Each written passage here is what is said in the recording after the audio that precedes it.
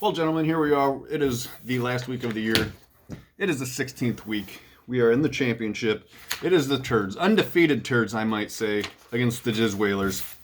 I don't know if anyone else had the same thing happen to them, but I don't know. It was maybe a little over halfway through the season. Renee was just, my season's over. I can't wait for the Bulls to start. My team stinks. It won't win. Now he's in the championship. What do you know? But that's what fantasy football is all about. Overreaction, belly aching, bitching, crying when it's appropriate. And, yep, here we are. So, just to recap, through 2 weeks, in the toilet bowl dress position is the Shitbirds. The accurately named Shitbirds finally found a name that suits your team. 149. You are winning the Shit Bowl so far. Just ahead of him is BBC 169. He was in second place up until last week. Had the lowest scoring week or lowest score of the week of the Shit Bowl with like a 50 something, 54 maybe. Bad week. Chumps has been pretty steady. High 90s, low 100s. He's at 206 in fourth place. Beans had a real big week. He's in 213 in third place. Wood Apes is at 235. He had a nice week after having a decent week last week. And then the Sandwiches at 251 in first place, looking for the number one pick or number one option overall at 251. So he's got a little bit of a buffer on the second pick, got about a 40-point buffer on the third pick. So my prediction, it's going to be Sandwich or Apes in the one spot. And then I think the Chumps might bump up on the Beans. Beans hasn't had 2 good weeks in a row all year, so we'll give the Chumps, and then it's going to be the Beans, and then it's a shit race for last place between BBC and the Shitbirds. But again, just predictions. I'm guessing it's going to be Andy we're going to be looking at in the dress, but who better than Andy? Oh, you can't do the shot out of the toilet bowl, but I don't know, we can make him drink a shot of like mouthwash or something. I think that would work just fine. Fifth and sixth place match. The winner of a 2-week matchup between Wolf and Tyler. The winner gets a 7th pick. So they're playing for the better draft position. No money in this situation here. Wolf is leading Tyler by nearly 30 points, 107 to 82. And I'm predicting that Wolf was probably going to take this one. Tyler's team has kind of fallen off these last few weeks. Got some players injured. Got some players that are back from injury but still not producing as great as they were earlier. But I think ever since Grob said Tyler's team sucks other than Mahomes, fucking been downhill from there. He fucking called out and went down. But the championship match, we got the Jizz Whalers and the Turks. And at quarterback, we have the number 1 quarterback overall of the year, Lamar Jackson. He's going to be on the Turds team. I think I saw something like on NFL.com, the top players on the championship teams was Lamar Jackson, Christian McCaffrey, Keenan Allen, Darren Waller, and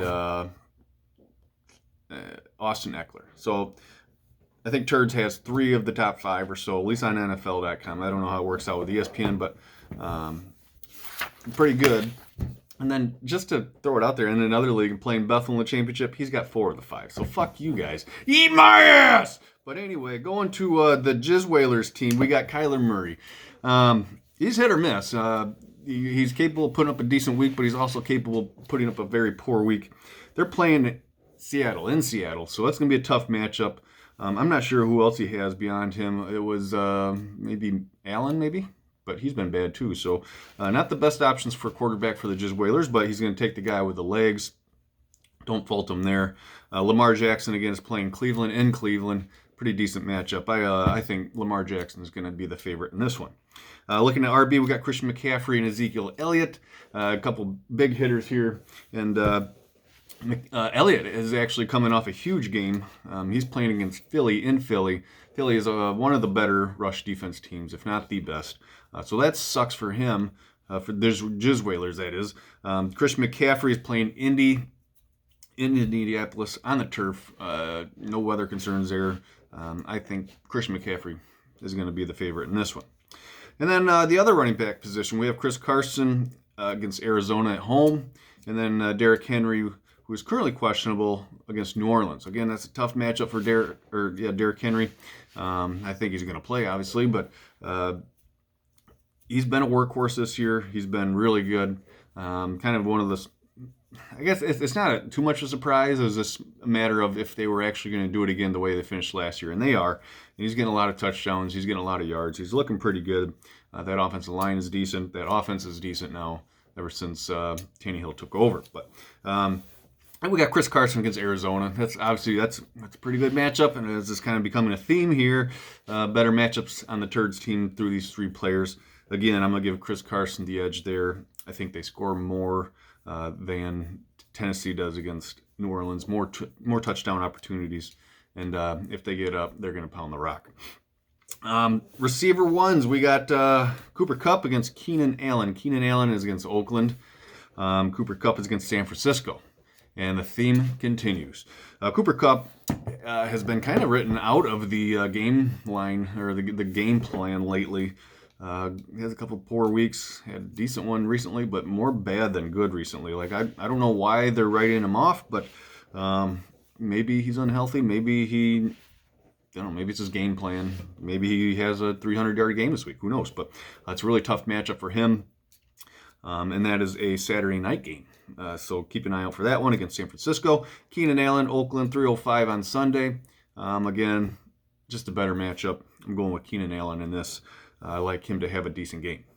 Receiver twos, we got DJ Moore against Indianapolis in Indy in the Dome. No weather problems there. Again, like Christian McCaffrey.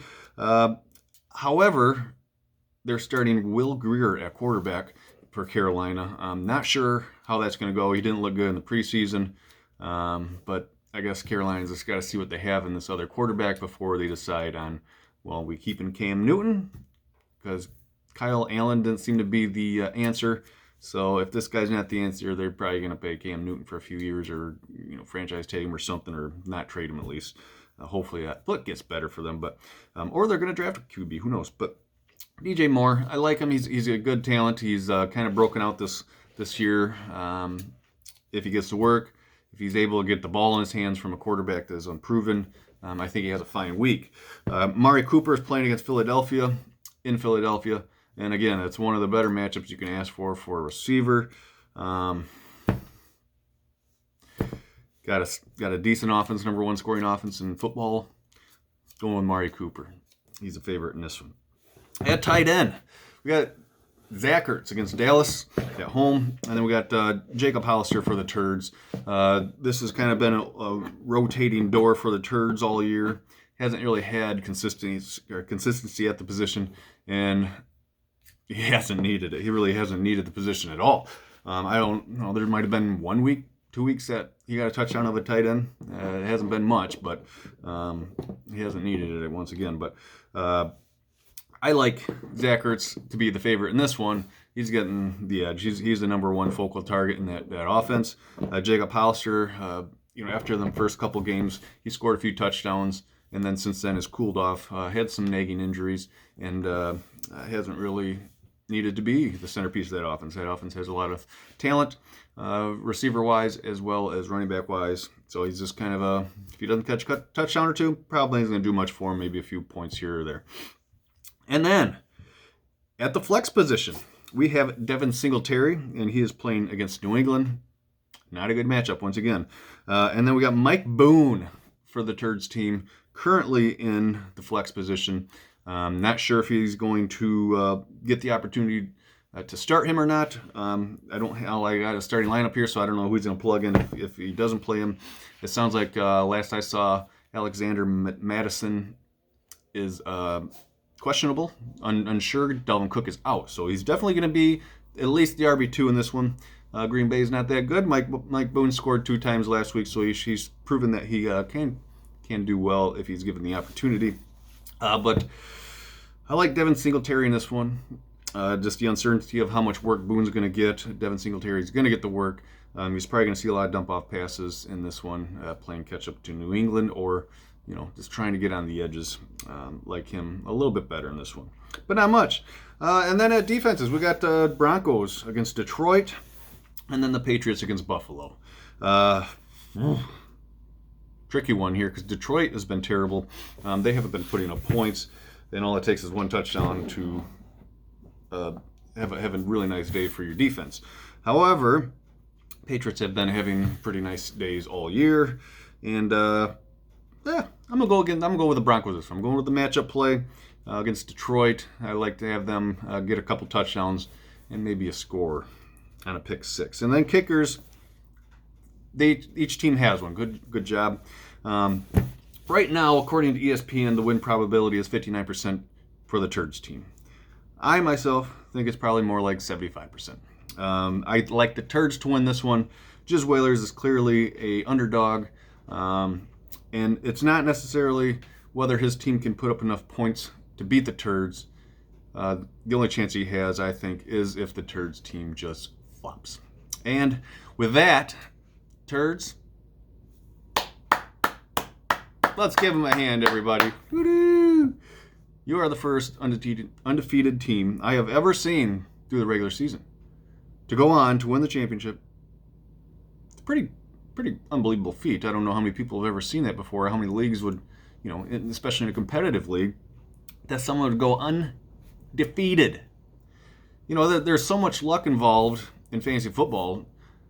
Just to not have one team blow up on you and be the high scorer of the week or something is incredible. Not sure what the chances of this are happening or ever happening again, but it's going to be slim. And unfortunately for Turds, he's the second highest scoring team ever, but still a pretty good feat. If he had a tight end, I think he probably would have been the highest scoring team ever. Best record ever. And congratulations. Good win, buddy. Good win. As for everyone else, enjoy your Christmas. And Donald Trump is still your president.